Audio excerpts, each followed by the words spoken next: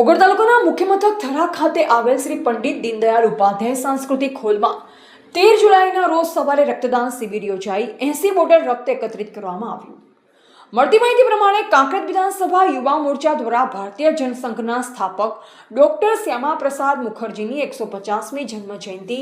વર્ષ સ્મૃતિ પખવાડિયા નિમિત્તે રક્તદાન શિબિરનું આયોજન કરવામાં આવ્યું હતું. સૌપ્રથમ દીપ પ્રાગટ્ય કરી કાર્યક્રમ ખુલ્લો મુકાયો હતો. ત્યારે સૌથી અગત્યની બાબત વિશે વાત કરીએ તો આ પ્રસંગે કાંકરેજ તાલુકાના પૂર્વ ધારાસભ્ય અને પૂર્વ શિક્ષણ મંત્રી અને વર્તમાન બનાસકાંઠા જિલ્લા ભાજપ પ્રમુખ કીર્તિસિંહ વાઘેલા ખાસ કરી ઉપસ્થિત રહ્યા, જેમાં તમામ મોરચાના પદાધિકારીઓને પેનલ બોડી પ્રમુખ મહામંત્રી સાથે ભારતીય જનતા પાર્ટીના કાર્યકર્તાઓ હાજર રહી રક્તદાન શિબિરમાં ભાગ લઈ એક બૂંદ રક્ત અનેક જીવનની આશા સૂત્ર સાર્થક કરવા માટે કટિબદ્ધ જોવા મળ્યા. ત્યારે આ રક્તદાન શિબિર કાંકરેજ તાલુકા અને ઓગળ તાલુકા દ્વારા સંયુક્ત રીતે આયોજન કરવામાં આવ્યું.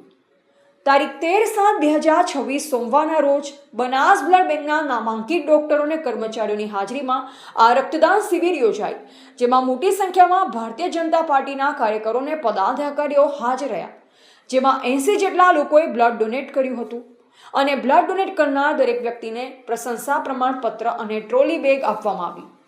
જેમાં જિલ્લા ભાજપ પ્રમુખ કીર્તિસિંહ વાઘેલા, ભારતસિંહ ભટ્ટેસરિયા, પ્રધાનજી રાઠોડ, પૃથ્વીરાજસિંહ વાઘેલા, કાંકરેજ તાલુકા પંચાયત અધ્યક્ષ કીતુભા વાઘેલા, કાંકરેજ તાલુકા ભાજપ ઉપપ્રમુખ શાંતુભા ડાભી,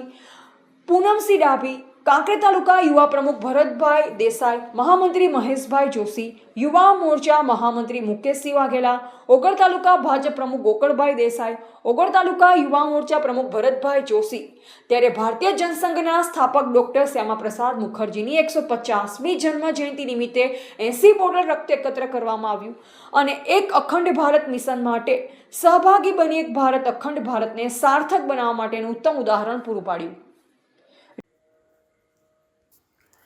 રિપોર્ટર નરેશ ડી વ્યાસ, બનાસની પુકાર સમાચાર, ગુજરાત.